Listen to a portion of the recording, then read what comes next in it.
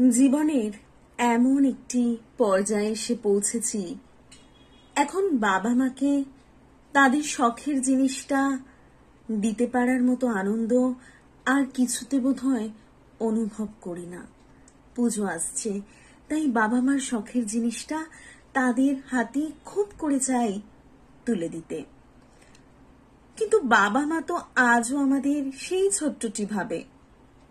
তারাও কিন্তু আমাদের শখের জিনিস সম্পর্কে ওয়াকিবহাল, তাই তারাও সেটাই চায়।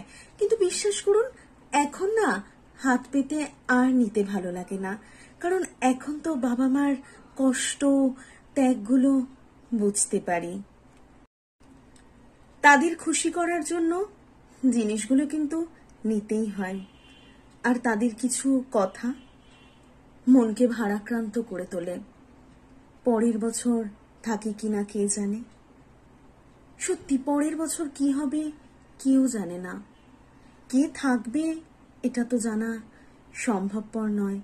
আর যখন সেটা একটা নির্দিষ্ট বয়সে গিয়ে পৌঁছয়, সেই ভয়টা যেন আরো বেশি করে চেপে ধরে।